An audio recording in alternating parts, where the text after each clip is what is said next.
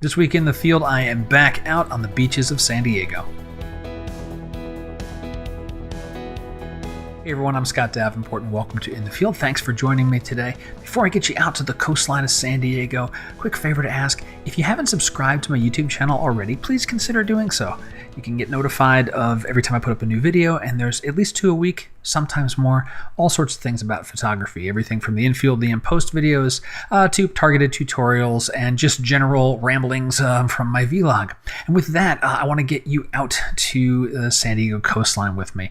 So I'm in full-on workshop preparation mode, so I'm visiting a whole bunch of locations where I'll potentially take some of my fellow photographers coming into San Diego toward the latter half of September. And this one place in particular in La Jolla, one of my favorites, and had just a really lovely, quiet morning there just last week. It is really nice to be out at the beach again. The smell of the salt in the air, a bit of the sea mist hanging over the land. Yeah, my kind of place. I've got my settings dialed in at this point. F8, don't need a lot of depth. There's nothing going on up in the sky today. So this is all about surf and rocks. Framed up what I think is a nice collection of rocks, and now it's just a matter of waiting for a right wave to come through to fill in the land and the fingers between those rocks. Looking at metering somewhere in the neighborhood between 4 and 6 seconds, depending on light. I don't need filters. It's very dim out here, and now I gotta wait for the surf. The surf is taking its sweet time here.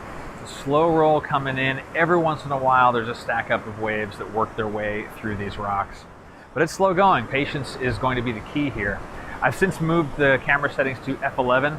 Now, although there won't be a sunrise per se, the light is slowly rising, and I want to keep that exposure somewhere in the 3 to 4 second range so that I get enough of that whitewash in through those rocks. Too short and it just gets kind of glossed over. Eventually I'll start putting filters on the front too if I don't catch the shot before the light really starts to rise up. I finally got the shot. F13 is where I ended up, and about 2.5 seconds was the sweet spot. Anything more, things got washed out. So yeah, I'm gonna go just play around here a little bit more, grab a few more shots, and then go get coffee. I got a little friend here over here, little Mr. Dog. Hi. So even though the sky never broke, it stayed overcast for the whole time that I was out there, and even a couple of hours well after sunrise proper. It was just a great time. Plenty for my camera to be absorbed with and me, and just kind of just being out there and among the rocks and the surf.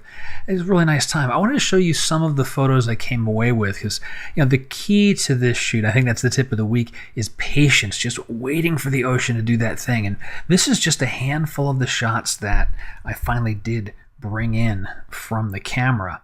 And there's really very little changing in the scene as far as the composition. Like this first maybe 5 or 6, the same composition, just letting the water do its thing. And you can tell which ones I prefer. I've got a 4-star on this one right down here because there's just a nice amount of whitewash coming in through there. Let's take a look at that one nice and big, where it's really filling in the frame. And if I arrow backwards, you can see this one, same composition, but the thing that changed was the ocean and just waiting for that one right set of waves to fill things in.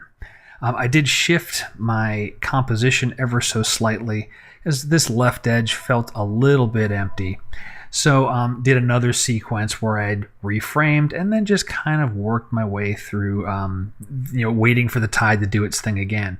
And there's a couple in here that, that look pretty good. Even as I take a second look, this one looks kind of nice. But what really drew my eye to this one here is just that extra bit of fingers of water going through this corner of the frame.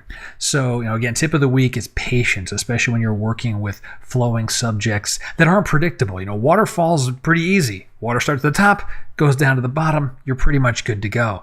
But the surf, you gotta wait. You gotta just watch, take a bunch of different frames, and don't be shy about throwing them away. When you do get that 1 or 2 that have all the magic in it, it's just a great feeling.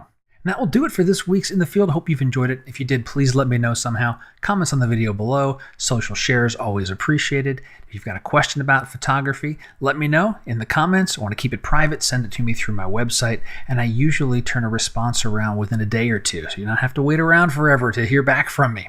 And until next time, my name's Scott Davenport, and happy shooting.